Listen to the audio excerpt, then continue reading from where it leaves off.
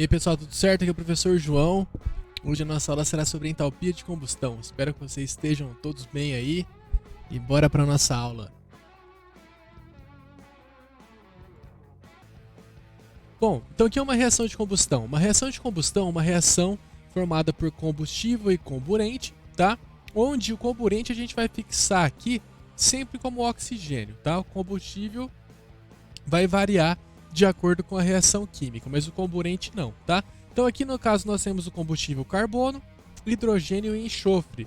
Aqui no caso da combustão do carbono nós temos a formação do dióxido de carbono, do hidrogênio nós temos a formação de água e do enxofre nós temos a formação do dióxido de enxofre.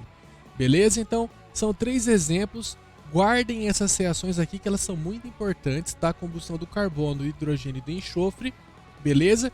E a gente vai ver alguns tipos de reações diferentes a partir de agora, tá bom? Então, outra coisinha antes de começar, mais uma coisinha. Toda reação de combustão é uma reação exotérmica, ou seja, é uma reação que libera calor, beleza? Então vamos continuar aqui. Bom, então agora a gente vai estudar um pouquinho sobre as reações de combustão dos hidrocarbonetos, tá? Que são compostos formados por carbono e hidrogênio. Vez ou outra pode aparecer alguns elementos diferentes, como por exemplo o oxigênio e o nitrogênio na estrutura de um hidrocarboneto, mas sempre o hidrocarboneto vai ter ali carbono e hidrogênio em sua estrutura, beleza?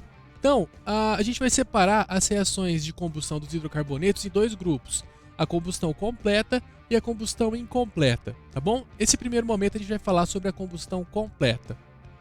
Então, o que seria então a combustão completa de um hidrocarboneto? Seria o hidrocarboneto em contato com o comburente, que a gente já falou que vai ser o oxigênio, né?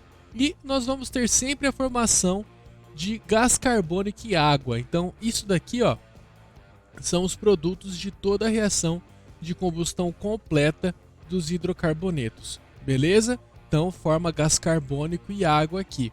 Toda a reação de combustão é exotérmica, só para frisar que a gente já falou no slide passado. Então agora eu vou fazer alguns exemplos de reação de combustão completa dos hidrocarbonetos. Belezinha? Bora lá para o próximo slide. Então aqui eu coloquei 4 reações químicas de combustão, né, de 4 hidrocarbonetos diferentes. Então a gente percebe que todas as reações seguem o mesmo padrão, né? É o hidrocarboneto mais oxigênio formando CO2 e água. Hidrocarboneto mais oxigênio formando CO2 e água. Hidrocarboneto mais oxigênio formando CO2 e água. Hidrocarboneto mais oxigênio formando CO2 e água. Beleza? A gente tem um padrãozinho aqui, né? Ó, hidrocarboneto, carbono, hidrogênio, carbono, hidrogênio, carbono, hidrogênio, carbono, hidrogênio. E aqui a gente tem o que a gente chama de heteroátomo, que seria o oxigênio. Beleza? Então aqui, ó, todas as reações de combustão. O que muda de uma para outra é o balanceamento e o combustível, né? O comburente e os produtos se mantêm. Então vou fazer o balanceamento da primeira aqui e depois vocês podem verificar que todas as outras estão balanceadas aqui normalmente, tá? Então aqui CH4 mais oxigênio formando CO2 e água. Então um carbono aqui, aqui também um carbono, beleza. 4 hidrogênios aqui, 2 aqui, multipliquei por 2, né? E aí eu tenho 2 oxigênios aqui e 2 aqui, total 4. Como aqui eu só tenho 2, multipliquei por 2. Nos outros exemplos aqui eu fiz o balanceamento também, tá? Então, bora para o próximo slide. Bom, o segundo tipo de combustão que a gente aprende é a combustão incompleta, tá? A combustão incompleta ela pode aparecer de duas formas, formando monóxido de carbono e água, certo? Ou formando carbono sólido e água. Isso aqui o produto ele vai depender da quantidade de oxigênio que tem no sistema. E é isso que a gente vai ver agora com os nossos exemplos. Então aqui nesse exemplo eu coloquei o mesmo hidrocarboneto para 3 reações diferentes. A primeira reação é uma reação de combustão completa desse hidrocarboneto. A segunda, combustão incompleta. E a terceira também uma combustão incompleta. Esse hidrocarboneto aqui a gente chama de octano, que é o principal componente da gasolina. Tá? Então vamos lá.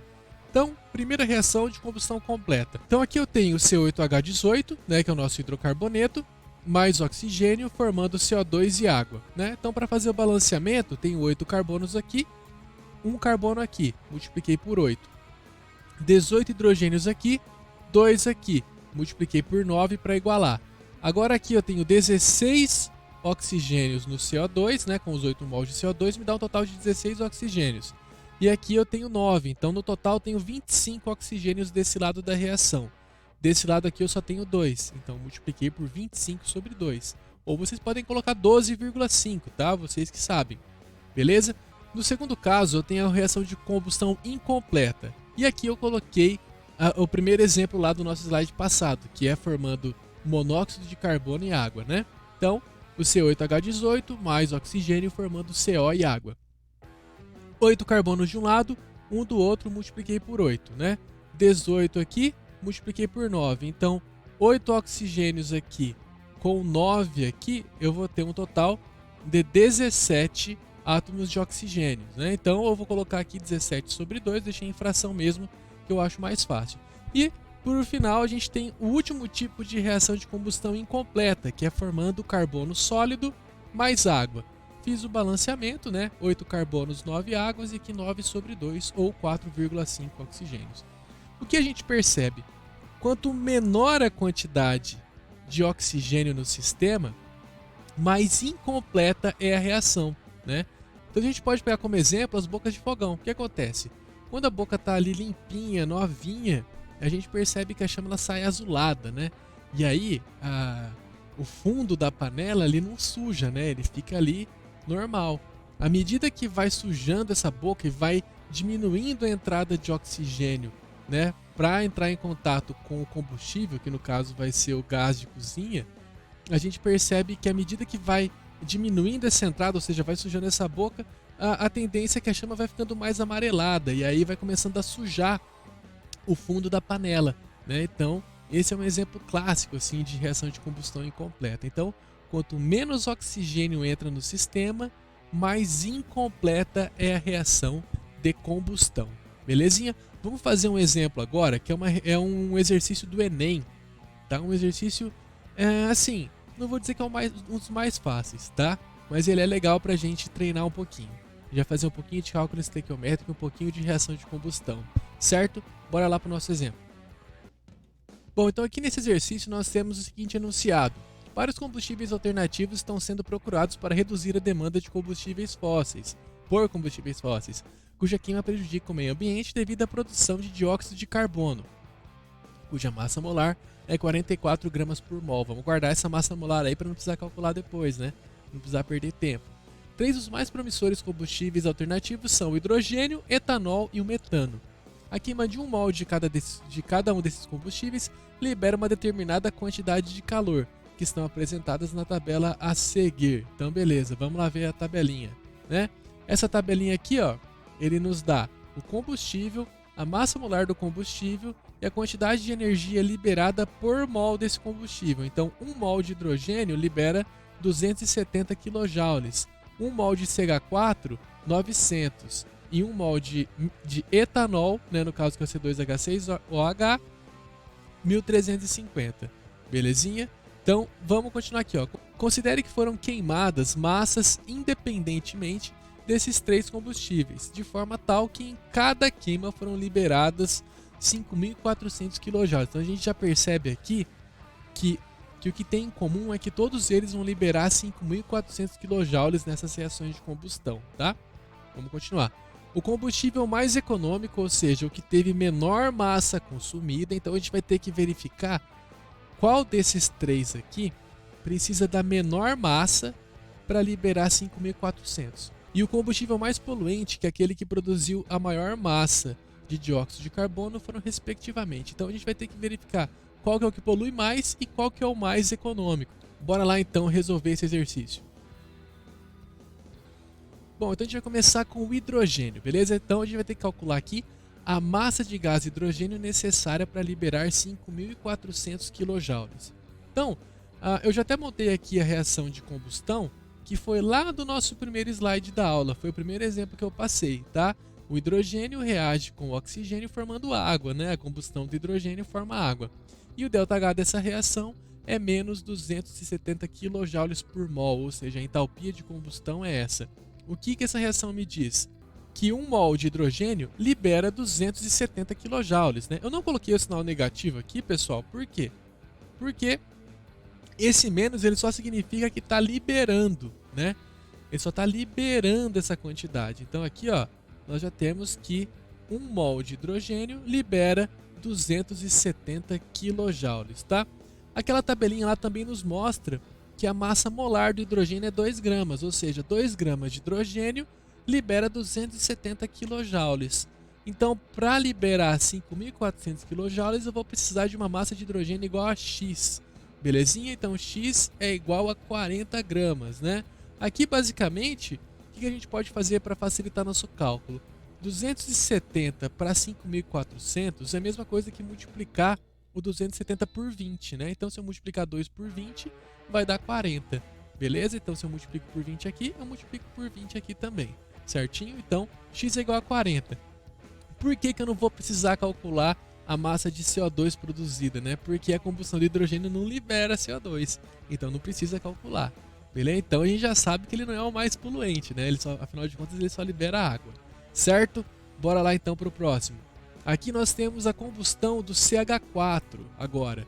Como o CH4 é hidrocarboneto, ele vai liberar CO2. E aí a gente já percebe o seguinte: se o exercício está relacionando a poluição com o gás carbônico, que é o CO2, ele está pedindo para a gente, tinha um mosquito aqui, ele está pedindo para a gente utilizar as reações de combustão completa. E a reação de combustão completa é a reação do hidrocarboneto com o oxigênio formando CO2 e água, né? Fiz o balanceamento aqui, bonitinho, e utilizei o ΔH que a tabelinha me passou, que é menos 900 kJ por mol. Bom, como aqui eu tenho a produção de gás carbônico, eu tenho que ver qual a massa de gás carbônico produzida, né? Afinal de contas, aqui o CH4 ele vai ser considerado um poluente segundo o enunciado do exercício. Então, eu tenho que 1 mol de CH4 produz 1 mol de CO2 formando 900 kJ, certo? Bom, as massas molares, o exercício já passou, né? 1 mol de CH4 é igual a 16 gramas, 1 mol de CO2 44 e os 900 kJ aqui. Só que eu não quero saber a massa necessária para produzir 900 kJ. Eu quero saber a massa necessária para produzir 5.400, certo? Então, 5.400, preciso de X aqui do CH4 e eu tenho uma massa Y de CO2 formada aqui. O que a gente pode perceber, ó, de 900 para 5.400 a gente multiplicou por 6, né? Então, a gente vai multiplicar aqui por 6 e aqui por 6 também, né? 16 vezes 6 e 44 vezes 6, certo?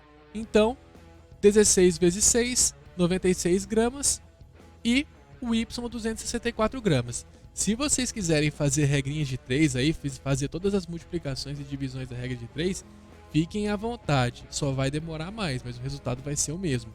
Beleza? Então aqui você teria 2 regras de 3 para fazer, tá? Bora pro próximo então, ó. Guardem lá. Vamos até voltar aqui, ó.